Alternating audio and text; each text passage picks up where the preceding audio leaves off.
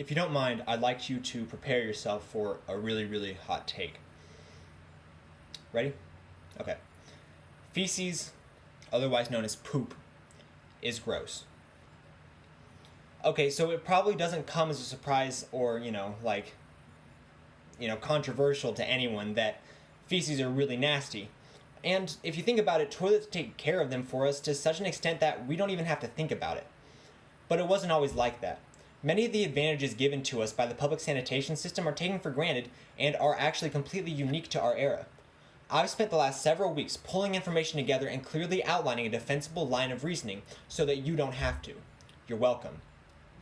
I will provide you with information regarding the development of toilets and their progression and effect throughout human history.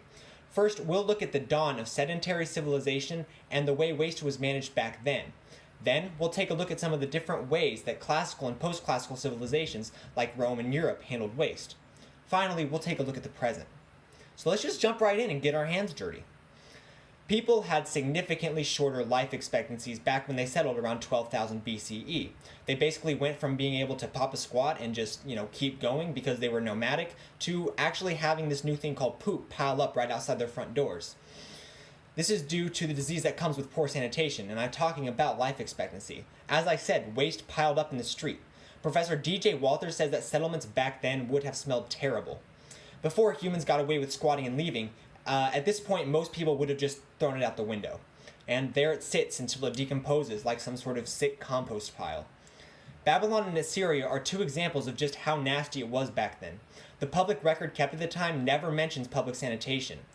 It was nastier than some parts of the world than others for a very long time, though, which is where we get to Rome and Germany.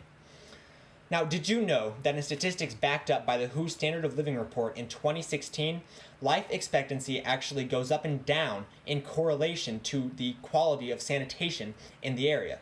Rome is an example of higher life expectancy. The Romans utilized plumbing fixtures and bathhouses. They had running water, so that basically means that they had a working sewage system that was comparable to the ones that we enjoy today. Germany is an example of the opposite, along with the rest of Europe. It was pretty much just people living in huts for a very long time. The wet climate means that disease spread very easily, and they already had no plumbing, so it was basically a perfect storm for having a new plague break out every other Monday. The plague is actually often cited as an important cultural artifact because there was always one going on. Now, after the plague era, we find ourselves in the modern era. So you can look at us now. We have a higher life expectancy than ever, and that's backed up by the Census Bureau and the World Health Organization. The American Journal of Gastroenterology says that this is definitely in part due to the bounds we've taken regarding sanitation. No one thinks about it, but we really don't ever interact with feces. It is to our great benefit that we have come to associate poop with filth because it is disgusting and one of the easiest ways to spread disease. Examples include typhoid and polio. This still happens to too many people, like in Uganda, according to Nakagiri A. Kulabako. Their lack of public sanitation means that Africa lags behind and is still a third world country. Now, take a look at public sanitation systems that are successful and employed by first world countries that have the resources to do so, like the one the United States uses. Our sewage system works. Waste is pumped from the toilet through pipes. It goes to waste management facility, and the facility then filters out the waste, and the newly distilled water is put back into circulation. We lived for like 800 years. So today we've learned about waste during the rise of civilization. We've learned about waste during the classical era in regards to Assyria, Babylon, Germany, Europe, and Rome. And we've learned about it now. That'll basically pinch the speech off.